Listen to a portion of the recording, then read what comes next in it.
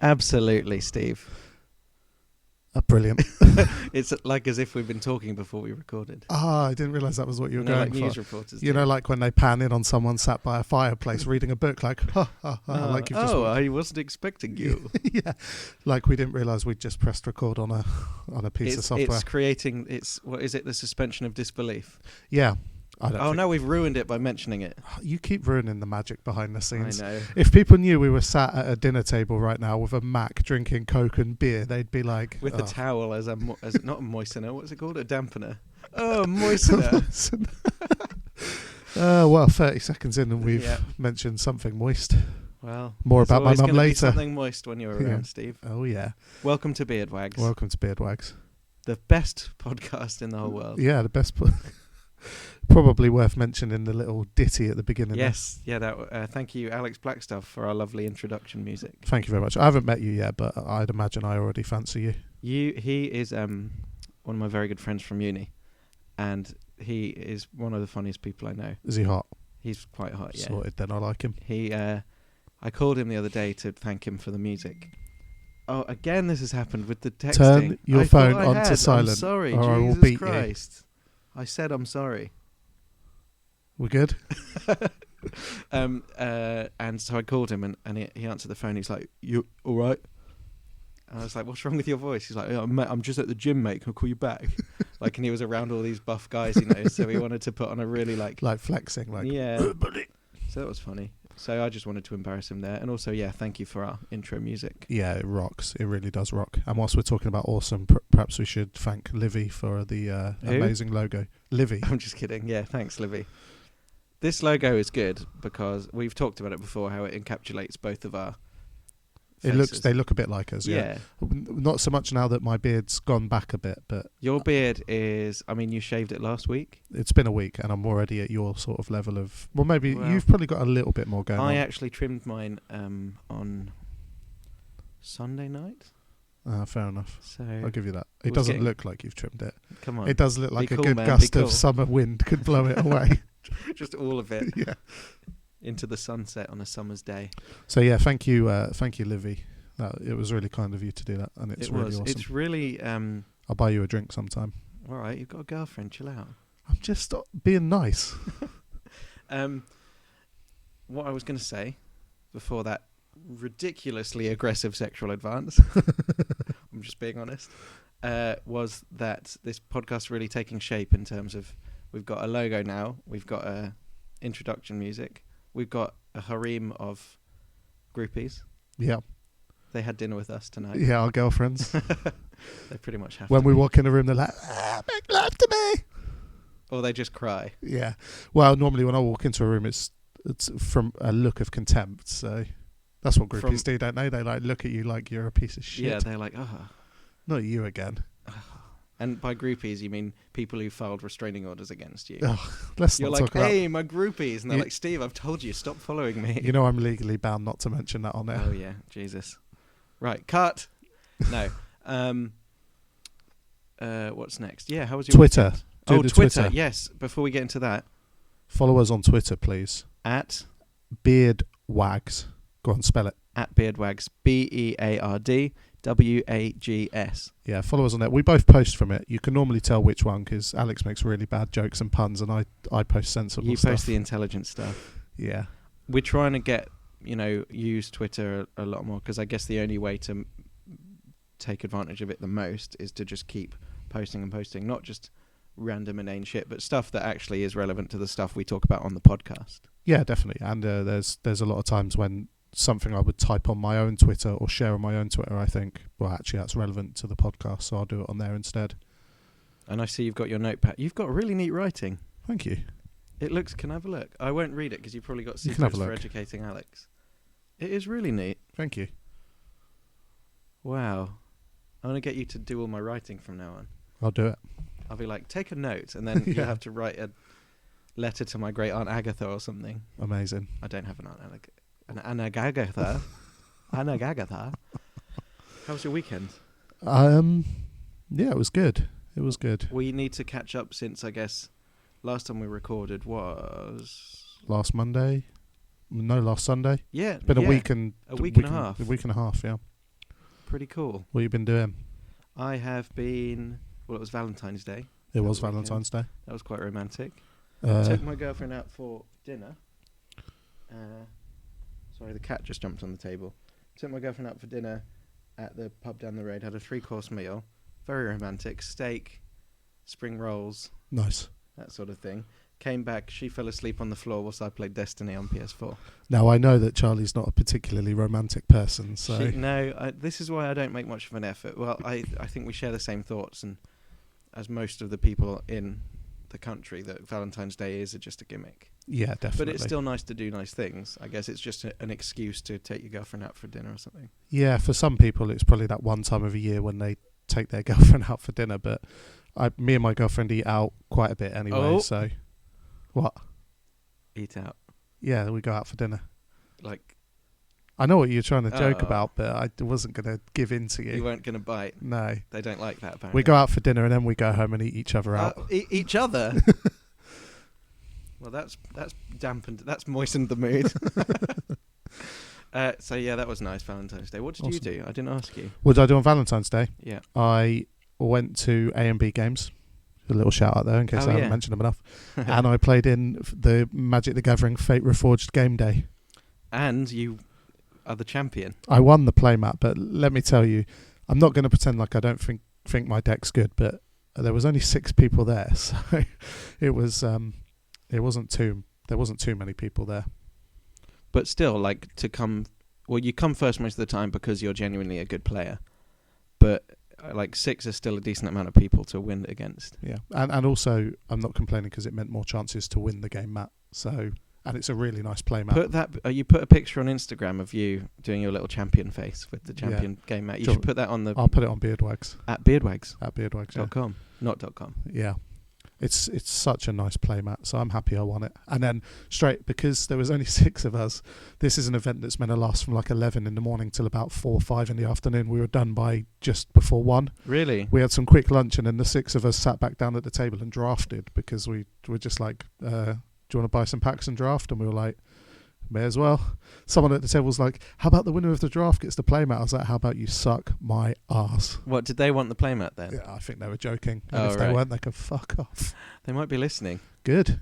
If you're listening, fuck off. Oh. And then in the evening, we hung out with mine and my girlfriend's friends, Katie and Jason, and we had some takeaway, and it was sort of a celebration because my girlfriend just got a new job. Oh, yeah. Jason just got a new job, so we had a little celebration. We had some curry. We had some good times.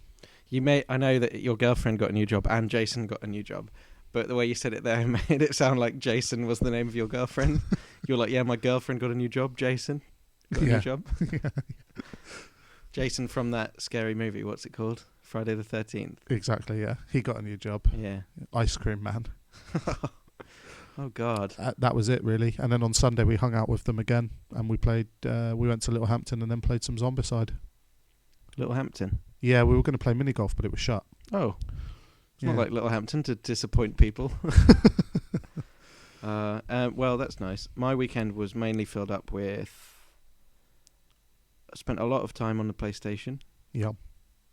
I went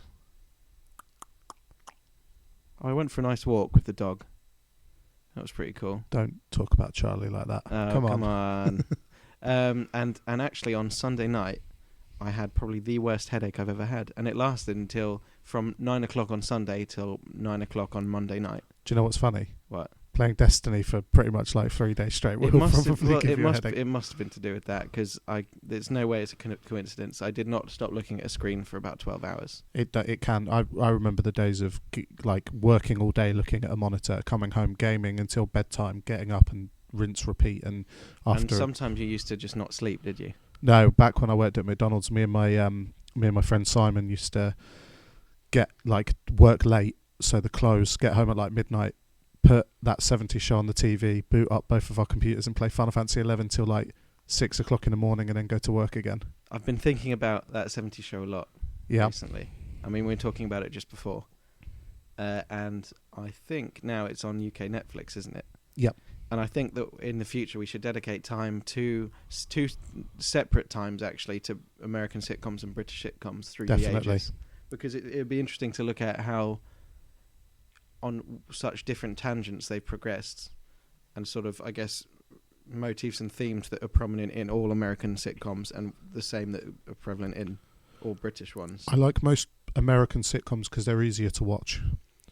They have a I mean, there's some that aren't. I don't want to say they're less intelligent, but they're just, I want to say, easier on the brain. Well, yeah, and there's an intelligence in being able to write comedy that does appeal to everyone. So Yeah, whilst definitely.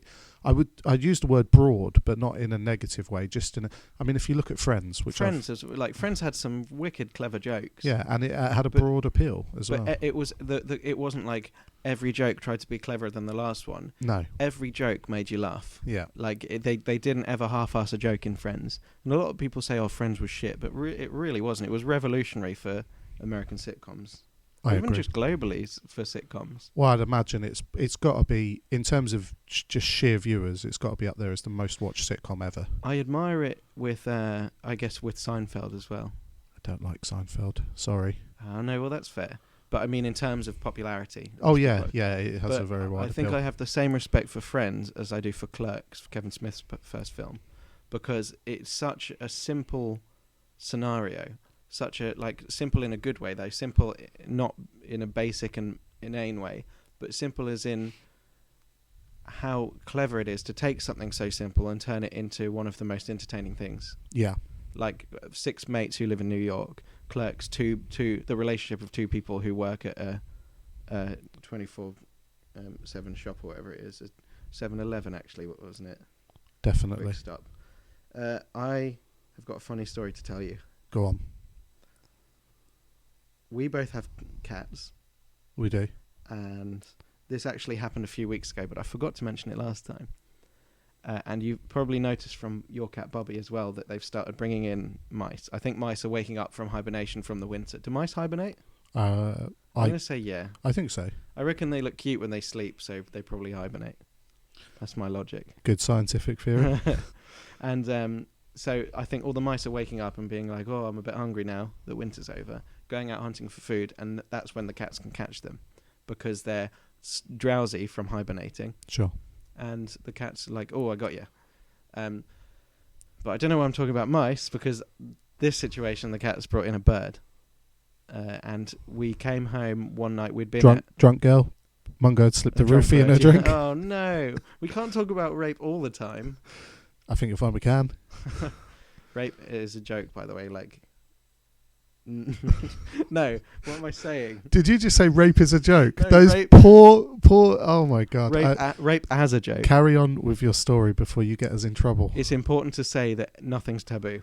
Yeah, that is Make important. light of anything. Yeah, make light of anything. Because the world's a horrible place, and we're not here to talk about that. No. So the cat's brought in a bird, and we only knew this because we'd been to the pub and got home about midnight, and there was blood on the floor, feathers in every room of the house, like feathers literally everywhere, all over the floor in all rooms. I mean, there's only 4 rooms in this flat anyway, but it's still a lot of feathers. We cleared them all up and went to go to bed when we'd finished, and then what had happened was the cats were still scrabbling around under the bed. Oh God. And I was like, hang on. And I used my Sherlock skills to think there was blood and feathers, but there was no corpse. So lo and behold, I moved the bed aside, and there was this dead corpse of a bird under the bed. Oh no! Like literally, right. If we'd have gone to bed, we'd have woken up to the stench of horrible dead bird. It was really nasty. And Charlie was in the other room. I think she was sweeping up more feathers. And I said, I said, Charlie, I've got some bad news. I found a body. No DNA yet. No, so I kind of, and she was a bit sad because obviously it's sad when animals die. Yeah. And I don't know why, but I felt like I should take advantage of that. So I, when I was cleaning up the dead bird, I got my phone and I played this music.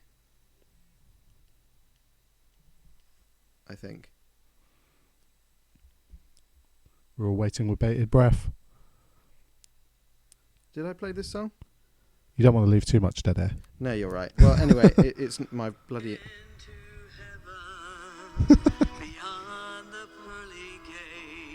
And then I was playing this song in the background whilst sort of ceremonially laying tissue paper over this bird and putting it in a bag and doing this funeral procession out to take it into the garden. It was really mean looking back on it. Do you know what? What? It's funny because when I bring birds home, there's often blood in every room. No wonder you paused before you said that. I paused because I wanted dramatic effect.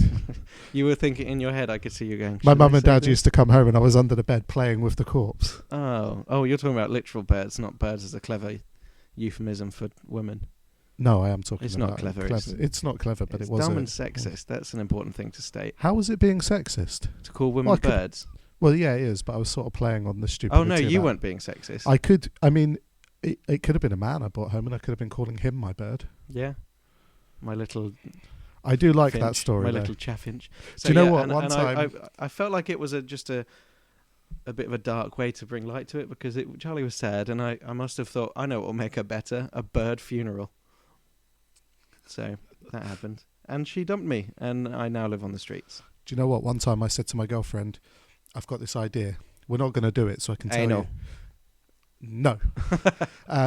I was like, right, what we're going to do is we're going to get a bunch of cling film, wrap me up, and get some like fake blood and put it in there, and then lay plastic all in the living room, and I'll lie down with this fake blood and like a knife next to me covered in the fake blood. You need to act. And she was like, yeah. And I was like, you need to scream and cry and run next door and buzz them and get them to come round. So you're going to do that to us? Yeah. She personally didn't. As if she'd come and see you stabbed and be like, call the police. No, I know. Go to our next door neighbours. No, she was going to like come to you and be like, I've called the police, but I need help. Like, I'm crying and stuff. But Steve's dead. She might have decided it was too mean. I decided it wasn't mean enough. So I'm waiting for something worse. You kept putting omens of death in around my person, like at one point. One point you had like this Grim Reaper toy, and you put him from Family Guy, and you put him in the kitchen, pointing out the door at me. Honestly, it shat me up when I first saw it. So that's basically my update about playing with dead animals. It was a good update too. Have you played with any dead animals?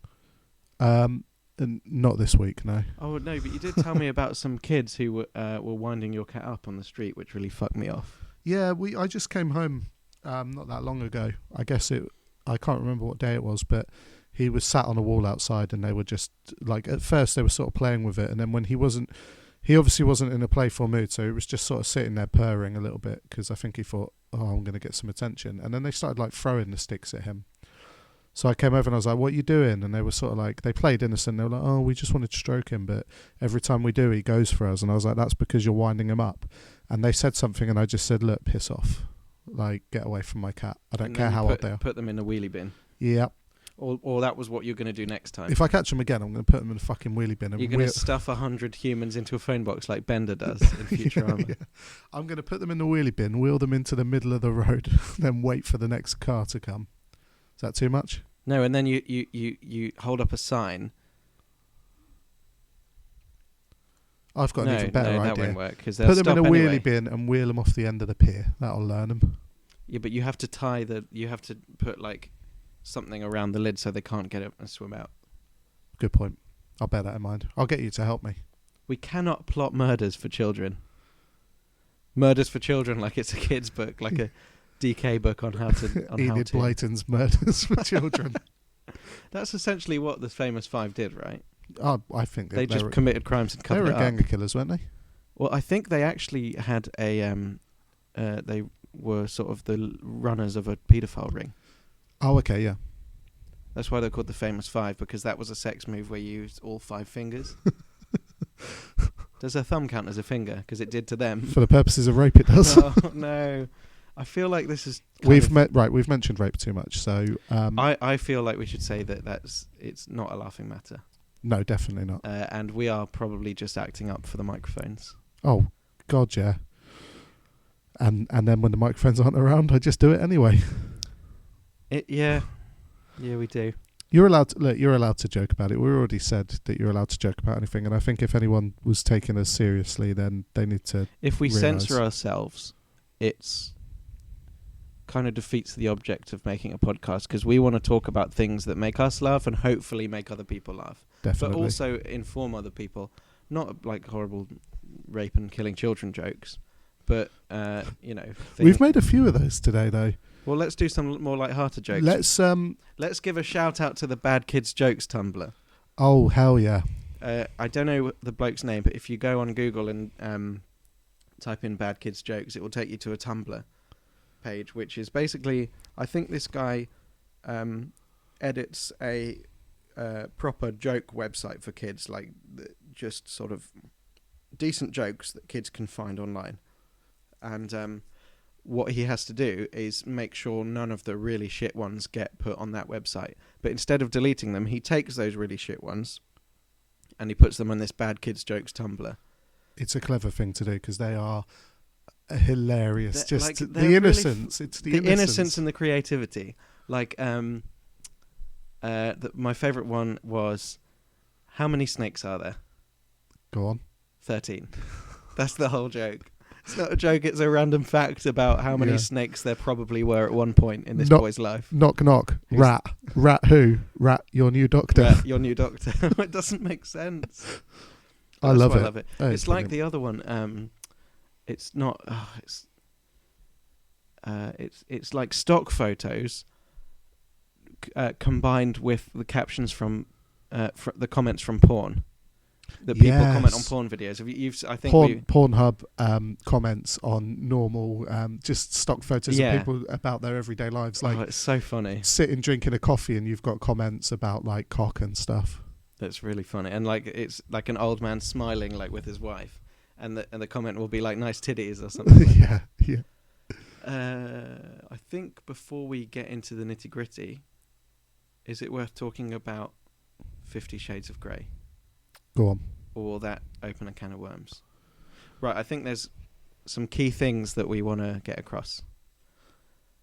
Firstly, we talked probably last week about how apparently between the actors and director there's no chemistry, no respect, and they just didn't get on. Don't like each other. In terms of the movie, I haven't seen it, so I can't judge it as a piece of cinema. But one thing that I do think is a little bit ridiculous is how entranced people are with the idea of a horrible bloke taking the innocence of a girl. And I'm not like jumping on the abuse wagon, because it's not abuse, it's meant to be a passionate romantic. But it is abuse. Thing. That's the But it is emotional abuse, but sort of made into something. But it's not even dreamy and romantic. It's not even emotional abuse. It's physical abuse. That's the problem people have got with the movie, is that it's not BDSM, because there's no sort of the BDSM consent sort of and community aftercare. have condemned it, haven't they? Yeah, because they've said it's not a true representation of what BDSM is. And I think I don't know what the BDSM gang do. No. But I imagine that both parties, the man and the woman, would both be up for this sort of exciting, dangerous play before they get into it. And also you've got things like aftercare and obviously safety, and they take it very seriously from what I can gather. Yeah. And good on them. You know, you can do whatever you want in the bedroom provided you're both consenting. And I think the problem with 50 Shades of Grey is that it's about this powerful man who basically abuses his power over this woman. I saw a comment online which was basically someone kicking off at this backlash by saying, oh, you don't like you talk about abuse in 50 Shades of Grey, but what about all the children killing each other in the Hunger Games?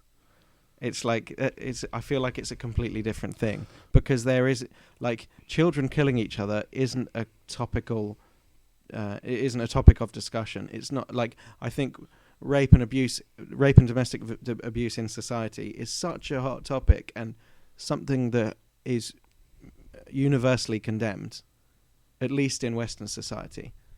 And most of Eastern society as well now in modern day times, but to then go, I mean, I imagine there'll be people going to see that who will go, we need to stand up against domestic abuse, and then go and see this film and see this man emotionally and physically abusing it and stealing a girl's innocence, getting her to, I mean, just because she gets into it, I know it's fiction, it's characters, but just because she gets into it, it doesn't mean But that it's it's the completely bits of it okay. that are against her will almost that are the problem.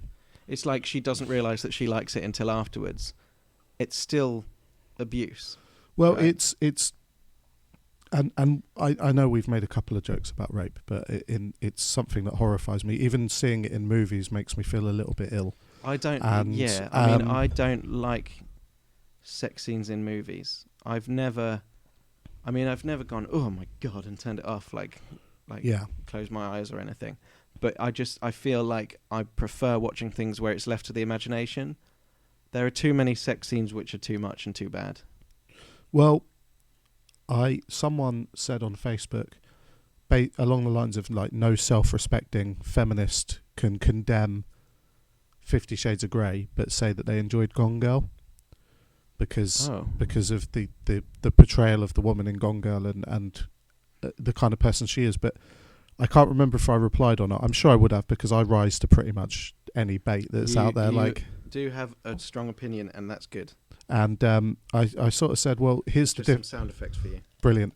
Beer being poured. Here's the difference. I said, this is my personal opinion, is that Gone Girl doesn't glamorise anything that happens in the movie. It's sort of a stark portrayal of a modern couple that they're fucked up, is the truth, but it's not glamorising anything that any character in it does. It's all very stark and real and sort of gritty, but 50 Shades of Grey is trying to glamorise abuse. Well, this is what I think. I don't think it's as simple as saying if you are violent in the bedroom, that's abuse, and if you're not, that's all well and good. But what I don't like about it is how it sort of capitalises on the overly perverse nature of it. Like, the only reason that novel was a success was because it was voyeuristic and twisted. Well, here's the thing I agree with, is that and it's probably a lot of disgruntled men who've said it, but I kind of agree with the sentiment that if a man was sat on a train reading a porno mag, there'd be a problem with it. And let's not pretend that 50 Shades is anything more than a rag. Basically, I'm all for. As in a cum rag. Yeah, basically. Lady cum rag, but I'm all for. Why did you have to? I'm all for lady cum rag. I'm all for art, and you can argue that anything is art. You'll never be able to argue with me that 50 Shades of Grey as a book is a piece of art. It's a piece of shit, basically. It's if a man was reading a porno on a train or at work, someone would say something, but they're allowed to read 50 Shades of Grey. There's no allusion to it not being porn. It is porn. I mean, it's either two ways. So, like, if that's okay, then a lot of other things that are taboo on that level should be okay as well. But if you're going to condemn domestic abuse, quite rightfully, in every other aspect of society, why do you have this exception just because you want to talk about how sexy that woman is, or how hot Dorner is, or whatever? What's his name? Jamie Dorman. I don't even Jamie care anymore. Doorbell. Jamie Donovan. Jason Donovan. That's Jason it. Donovan. That would have been a different movie if it was Jason Donovan and Kylie. Yeah. Oh, I'd have watched that. But I mean, Kylie's sexy. She is sexy. I'm not going to pretend otherwise. Kylie, if you're listening, we are at BeardWags on Twitter. Hey-o. Send us a private message. Yeah. I saw you live one time as well. So, did you? Yeah. I want to see her live. I didn't really have much choice. I got my mum tickets and no one else would go. Oh, that's so sweet. It wasn't a bad show. When was it? Oh, probably about 3-4 years ago now. Oh, okay. So she had, what was she released at that time? Unless it was like because she did that Greatest Hits album, didn't she? You're looking at me expectantly, but I really don't. I mean, I know nothing about Kylie Minogue. No, what am I talking about? But yeah, on the 50 Shades of Grey front, I've yet to hear a compelling argument that supports the book or the movie, is what I'm saying. Like, I've read a lot of negative stuff. And I'm sure you'll listen to it if there was one. Yeah, and I've looked for these. I've spent a lot of. Some people might think it's sad, but when something interests me, as the abuse side of 50 Shades of Grey does, because I think it's damaging, I do read up on it a lot. I am very opinionated, as you said, and I do. But often, I don't mean that as an insult. I mean it like you're No, not I appreciate opinionated. You just have a passion for voicing your opinion. Yeah, I do. But I'm always of the opinion that I need to know about what I'm going to talk about. And a couple of times I've made the mistake of entering into a debate on a subject that I don't really know about, and obviously I've been schooled because the people know more than me, so I don't do that I now. do that sometimes, or I have done in the past. I've been burned by that many times. I spend a lot of time studying now about the this things is the that thing. I mean, the defences I've heard for 50 Shades of Grey is purely based on comparison to other things that are in no way related to it. Like Gone Girl is a fine piece of cinema. Like, I mean fine, not like, oh, it's fine. But Gone Girl's a fine piece of cinema with a really interesting take on the fucked up nature of married life. Yeah.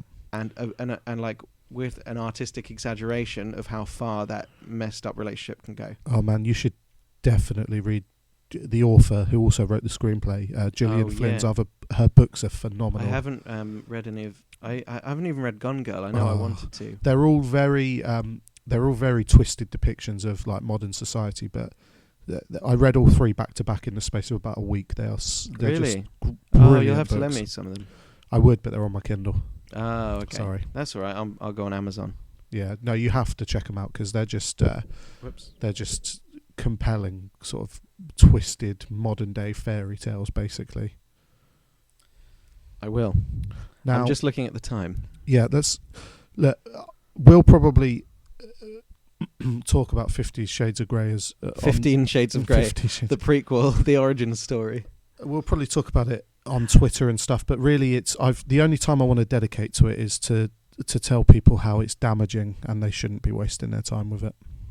Equally, if you have a compelling argument for it, we're not adverse to hearing that. Get in touch here. You can Twitter or even email us, beardwags@gmail.com. I'd love to hear. beardwags@gmail.com. Yeah, I'd love to hear some opinions on the other side of things.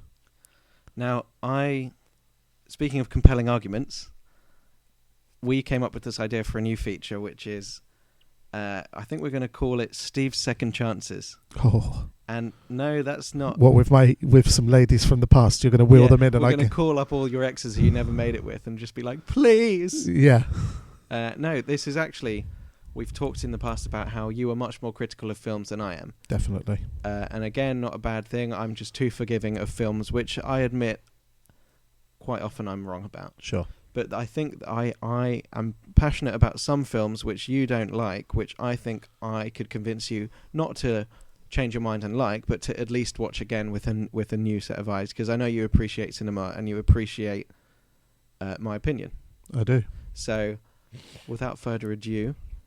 Adieu. And just worth saying that for our features from now on, because before we've just kind of been a bit loose with it, but we are actually going to do a bit of prep, but we're not going to tell each other what we're doing. So Steve's Second Chances, Alex is... You don't know what this is going to be. No, Alex is obviously at some point going to have to ask me about some films I don't like so that we can get a bit of background. And educating Alex, I might ask Alex if there's something he wants to know about, but otherwise... We're trying to keep it as a surprise to each other. So I genuinely do not know what Alex is about to talk about. Now, I'm going to read you... First of all, I'm going to read you the IMDb synopsis of this film. And I've got a guess. And you've got a guess. Oh, I like it. Okay. Ready? I'm raring to go. This film is from 2002. Mm-hmm. The synopsis. A family living on a farm finds mysterious crop circles in their fields which suggest something more frightening to come. You probably guessed it was going to be Signs. I didn't, actually. Really? That didn't even cross my... I remember we talked about it, though, one time quite heatedly. The way back. And you apologised after. You're like, I'm sorry, man, I just get really passionate. And I'm like, don't be sorry for having an opinion. I'm a defender of this film. And no, that's not me saying I agree with Mel Gibson's blatant anti-Semitism. Well, quick bit of background Allegedly. then. 2002, Signs, M. Night... Say it, because I can't. M. Night Shyamalan. Yeah, M. Night Shyamalan. Say it with me. Shyamalan. Who, at the time Signs came out, was still riding on the success of... still quite big, wasn't he?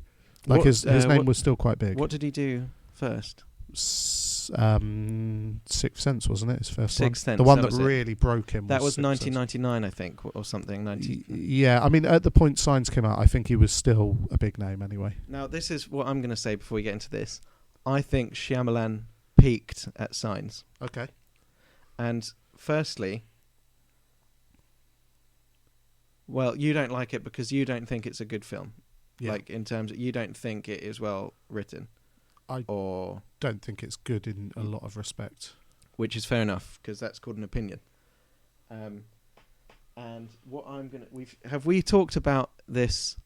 I think you already know about it. It's the fan theory that it is basically a big metaphor for the return of demons. Yeah, but I don't think he's intelligent enough to have done that. Well, here's the thing. I didn't until I read up fully. So I actually went to did some research and found the original provider of that fan theory. Sure. And if you like, I'm going to read through it to you. Go on. And then I'm going to tell you, that's not the reason I like it, but this is for me, as someone who watched it and thought, oh, that was an alright alien movie. I then went back and watched it years later after having read this fan theory and thought that is a masterpiece. But I said masterpiece again. I can't help it. What my feeling on it generally though is that you watched it the first time, you thought it was all right. You read a fan theory, you thought it was a masterpiece.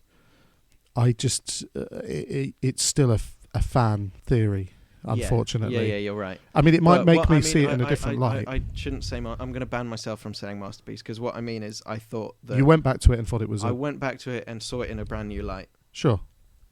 Hit me up. I've just got a bit of a hiccup to do. Oh, excuse me. Okay. It's on my laptop, so excuse the clattering around. Ready? I'm good to go. So this is from Reddit user Zorro Means Fox. So thanks for that. He's Yeah. probably got a lot. I mean, this was talked about quite heatedly online for quite a while on various different sites. Yeah. He posted it first 2 years ago, and I'll just read his whole comment. Okay. Go on. Let's skip the M. Night hatred for a moment. I too think he's become something of a joke, but he has made a number of worthwhile movies, and this one I initially couldn't stand, thinking it was full of ridiculous plot holes. And then, Eureka! That's written in capitals because he really means it. I'm liking him already. When I first saw this film, I didn't realise that it wasn't about aliens at all. It's about the return of demons. Notice it's all about a priest's resurgence of belief and a preordained moment of redemption if dared and attempted. There is no alien technology or weaponry or clothing of any kind, only a clawed naked beast creature and lights in the sky. Furthermore, the running joke throughout the movie is that people see these invaders in a way that's related to their particular frame of mind. The cop sees them as prankster kids, the bookstore owner sees them as a hoax to sell commercials, the army recruitment officer sees them as an invading military, the kids see them as UFOs, and the priests see them as a test of faith. This understanding of the film removed my hatred of the "you've got to be kidding me, they were killed by water" concept. In fact, the priest's daughter had been referred to as holy, as revealed during Mel's key monologue, recognised by all who saw her at birth as an angel, and her quite particular relationship to water is shown to be very special and spiritual. In other words, she has placed vials of what are essentially holy water all around the house, and the creature's reaction when coming in contact with this blessed liquid is exactly like monsters/vampires being splashed by spiritual acid. This view of the movie also explains the creature's actions. They act like superior tricksters, are not able to break through closed doors, can be trapped behind simple wooden latches, all mythological elements of demons and vampire-like creatures of lore. It also explains the news over the radio at the end of the movie that an ancient method of killing the creature has been found in 3 small cities in the Middle East. One would suspect the religious hubs of the 3 main Abrahamic traditions, each discovering the mystic methods of protection and dispatch that I've noted earlier. Note also all the Christian iconography through the movie, the references to signs and wonders, the true meaning of the title, the crucifix shapes hinted at everywhere. Check out the overhead shot looking down the street driving into town. And the ultimate fact that the entire movie is built around a priest rediscovering he is not abandoned to a random, godless, scientifically orientated universe, but rather is part of a predicted and dreamed of plan. Now, these creatures may for all intents and purposes be some sort of extraterrestrial or interdimensional aliens, but the point of the film seems to be that they are, in sort of metaphorical form, the dark stuff from which all the characters' tales of devils and night creatures were born. What do you think of that? I like it. It's like this guy. I mean, I'd have liked this guy to make the movie. Yeah. But right, so that is what really sparked my interest in going, oh, okay, I could watch that again, which I did. I just need to go up to the... My levels might be dipping a bit because I'm using my laptop. I'm going to talk about what I thought was really good about Signs as a film. Go on. Firstly, the opening sequence is so... in a way, sort of B-movie. Yeah. Like, it's got just the name with a bluish backdrop, and it's sort of beginning credits, so quite reminiscent of old cinema. Also, the sound design, the sound of, well, just the music at the beginning is sort of. I mean, there's a mention to War of the Worlds in the film where Joaquin Phoenix is like, "Oh, it's just like War of the Worlds," but it's clearly a bit inspired by that. Definitely. And so the sound design, not just the music, but also like the way that, I mean, I'd love to watch it with surround sound, because there's a lot of sounds where you can hear the footsteps running behind them and sort of doors closing from off camera and things happening off camera. A lot of stuff happens audibly off camera, and what I really like is that matched with the cinematography. Really like adds to this sense of dread and I guess suspicion.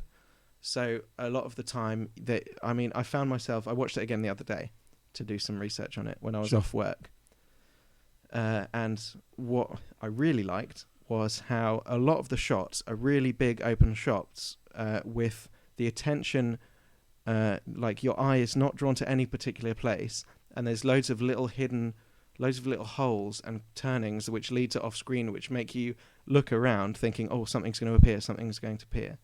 And what really impressed me about that was that you don't actually see the first alien until 40 minutes into the movie. Mm-hmm. And what you see is just a leg going behind the corn. And I mean, I really like that you never really see the alien in full, like with your own eyes. Like, the only time you do is through a camcorder of a kid's party in Mexico.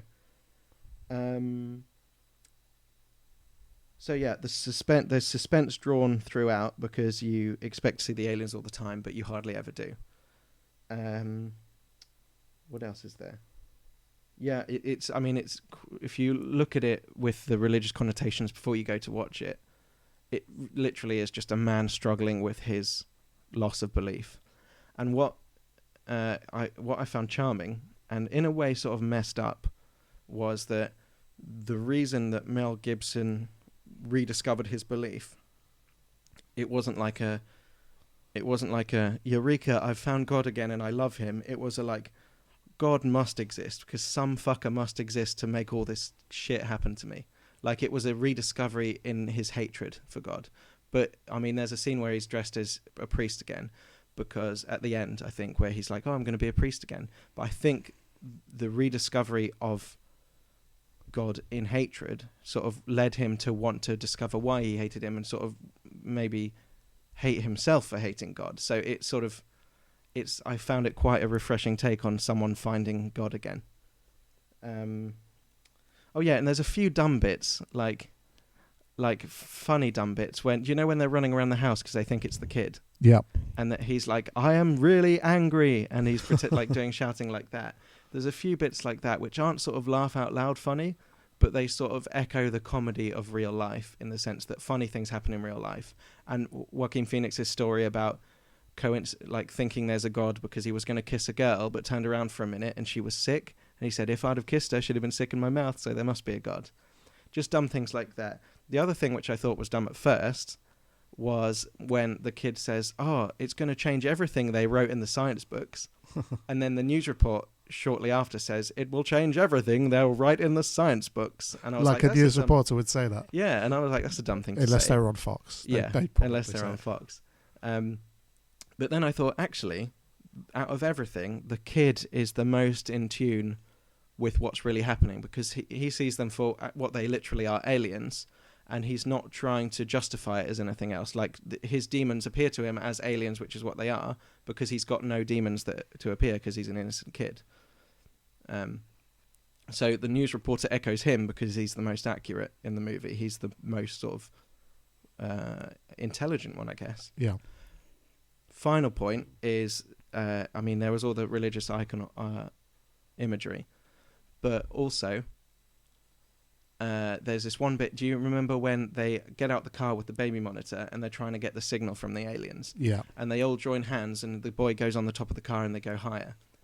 That is like, it feels like a satanic ritual, like they're summoning the demons. And it's only after that they get really sort of possessed, if you like. Sure. So I watched it again with all that in mind, and I thought that although maybe M. Night isn't that intelligent to do something like that, he was onto a winner with Sixth Sense, and I know he likes films shrouded in mystery, so I can actually believe that he did all that intentionally. Sure. The end. I'm sorry, I've talked for so long. No, it's fine. Some reasonable arguments. What are your counterpoints? I'll watch it. I never said I wouldn't watch it. Yeah. But the point of the feature is for you to convince me. Have I convinced you to rewatch it? I'll rewatch it, definitely. Woo! Now, just as a counterpoint to the whole fan theory is that you base almost your entire liking of that. Your whole argument there was based around the fact that this theory is true. And I know you're saying that you believe it and you think he could do it. My only counter to that would be that if it isn't true, if it is just a fan theory, then the person who wrote that is more intelligent than M. Night Shyamalan. I think if it's not true, that person, then M. Night should hire that person as his PR. Because fucking The Village was one of the shittest films I ever saw. Well, I would say he peaked at Sixth Sense. You're saying The Signs, which is a couple of years later, which is fine. It's to the point now where they don't even want to put his name on films. Like he was involved in After Earth, wasn't he? And they just didn't want to put his name on it. Oh yeah, because they thought it would distract people from wanting to see it. Well, he ruined The Last Airbender. It was offensive to me that film even exists. I'm not a fan, not purely because I don't know Avatar, but I know a lot of people who are fans, and they speak of that movie like it's Voldemort. Well, it's not even talking about a love for a cartoon and they can't make a movie because they can. They're well within the rights to do it and they do it. But I'm always willing to give something a go if it's something I hold quite dear, which I think Avatar is the height of like Western cartoon like storytelling and stuff. But the movie was just shoddy, and it's hard to go into an M. Night film now without just expecting the worst. So yeah, I will watch Signs again, and I'll bear the fan theory in mind because it does put a decent spin on it. But bear the fan theory in mind, but also, I mean, there were a few things that aren't based on the fan theory. Like I think the monologues are quite good, and I also the sound design and the cinematography. Like they must have had a very good director of photography. I always think quite he makes a good looking film. I think they do make good looking films. I just don't think they're very good films. No, I get It's I can appreciate how well made they are at points, but it needs to be the whole package. I can't forgive a well made film if the rest of it, like I suppose a prime example of that, Prometheus, is a stunningly good looking film, but it's a shocking piece of shit. That's another one I like. I'm not going to convince you to try and rewatch that because I know you appreciate it visually. Yeah. But yeah, as for Signs, I'm glad we should watch it again together. We will, and then we'll watch some David Fincher movies. Yeah. Oh yeah, we need to do that. Let's do an episode where we watch like Signs and Seven and talk about them both. We should afterwards. have the microphones on, just recording us in silence watching a movie. Yeah. And then put it online, and David Fincher's like, "Hey, this is copyright. You can't release my audio." Yeah.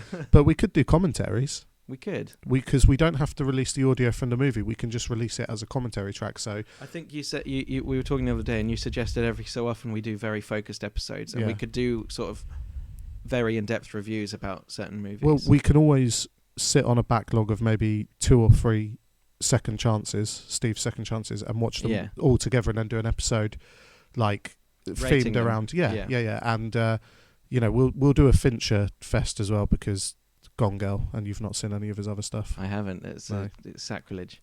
Now, Listen, I'm glad you've agreed to watch that. That was Steve's Second Chances. I like it. Let's move things along. This is going to be another long episode. Yeah. But I'm okay with that. Well, let's end it with a nice. Educating Alex. Hit me with your rhythm stick, baby. Now, I'm gonna, before mentioning it, just say that I've a few people think I'm quite down on The Legend of Zelda because of some of the things I've said in past Are you episodes. educating me about Zelda? I am a little I bit. know Yeah. loads about Zelda. Well, let's see if you know what I'm going to tell you. Okay. Now, I just want to clarify that I don't dislike Zelda, as Alex will know and other friends will know. I'm a massive fan of the games. I think they're beautiful.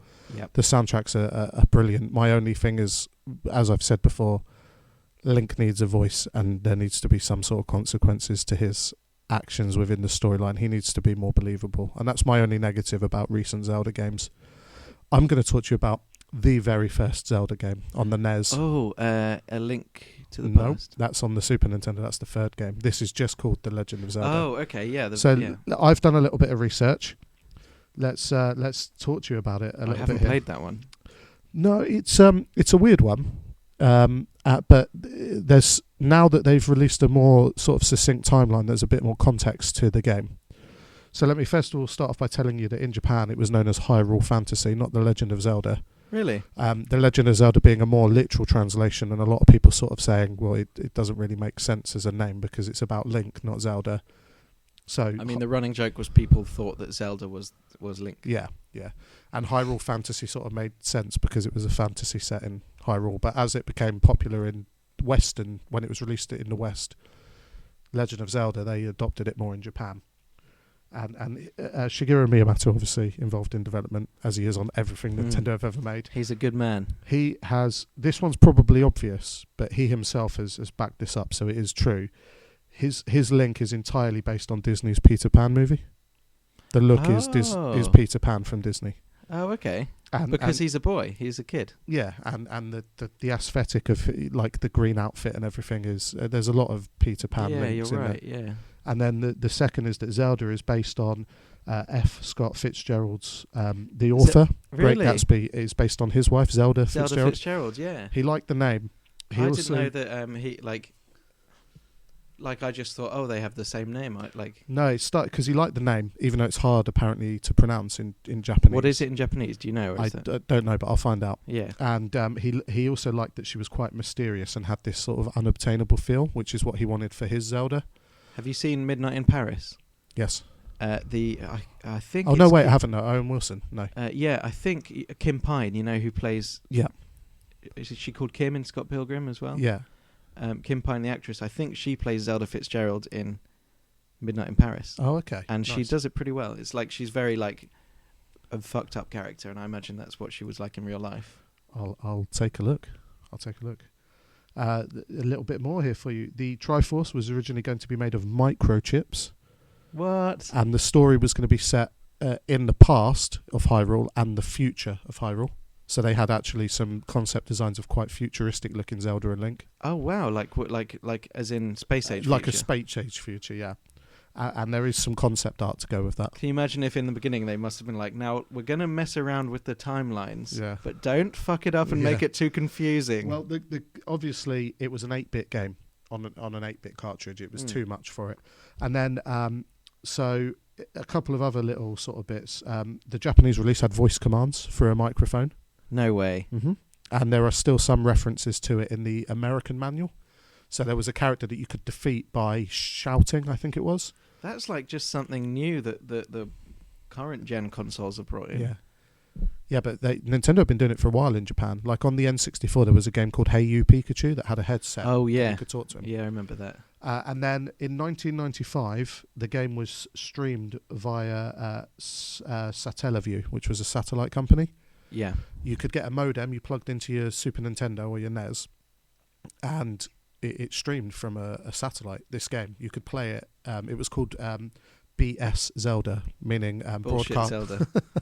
broadcast satellite Zelda. And the reason they discontinued it is because you could only play the game at certain times of the day when the satellite was in your orbit. Oh wow. So if Sony and Microsoft think that games on demand is a modern thing, I'll refer you back to 1995 when Nintendo tried it. I just feel so bad for Nintendo because for years they were just...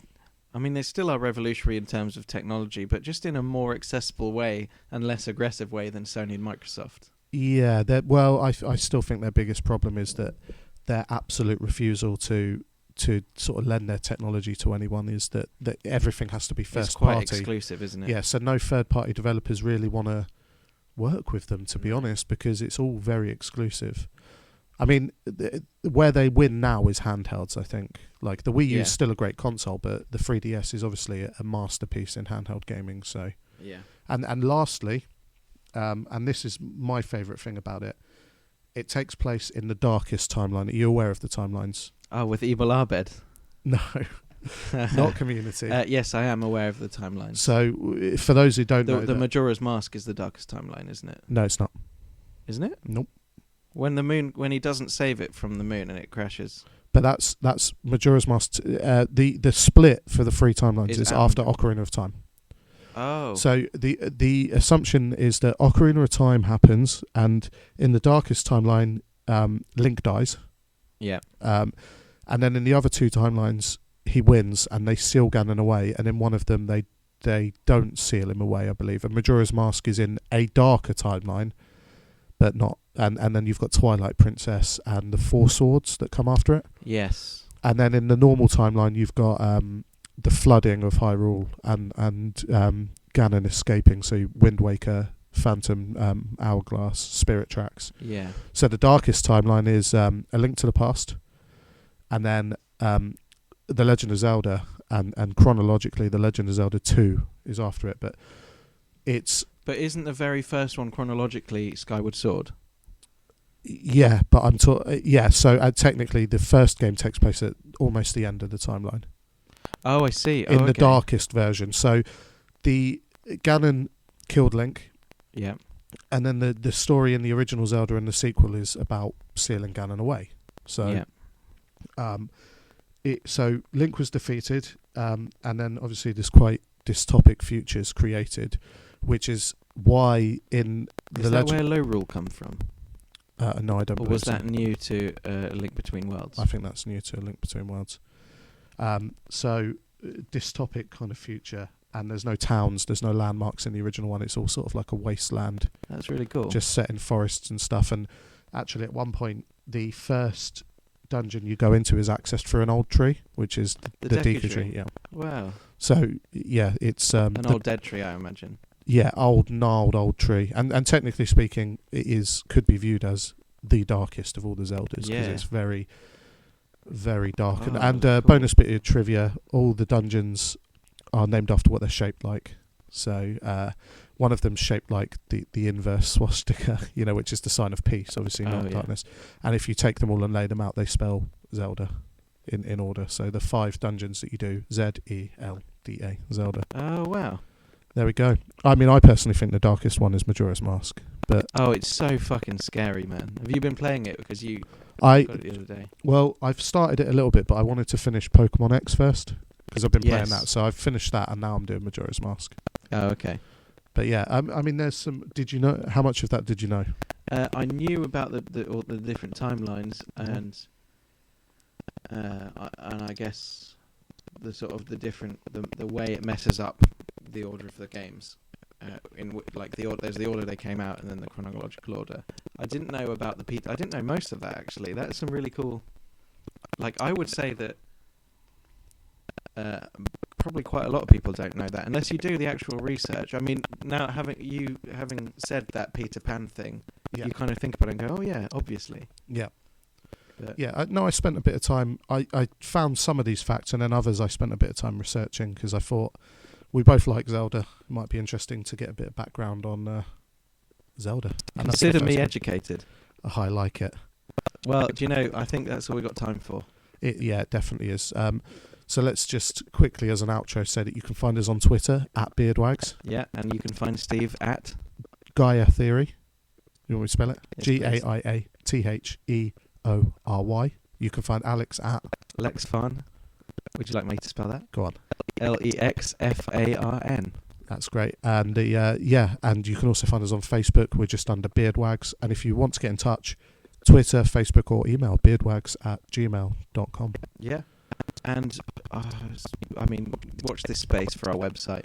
Yeah, we're going to have a website coming very soon. As soon as we've got details, we'll tell you about it. And also, you can find us on YouTube now. We haven't given much time to YouTube, but all the episodes are going to be available on YouTube shortly, just because we're aware that some people have a preference for that over SoundCloud. So watch this space. There's a lot coming. There is. And we are aware that these episodes are running on. We just love talking a bit too much. Yeah, we do. We keep an eye on the time. But listen, here's the thing. We can do full long episodes like this. We can do mini episodes. There is no limit to what we can do together, Steve. This is slightly longer because we haven't done it in a week and a half, I think. So, thank you very much for listening. And as usual, any feedback, please get in touch. Feedback, criticism, appreciation, blowjobs.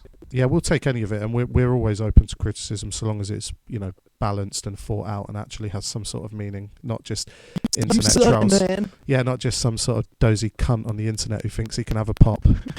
You sound like you're speaking from experience. I haven't said cunt all episode. Let's go sort out this cunt. Yeah. Goodbye, Steve. You know who you are. Goodbye, Alex. Peace out. Bye.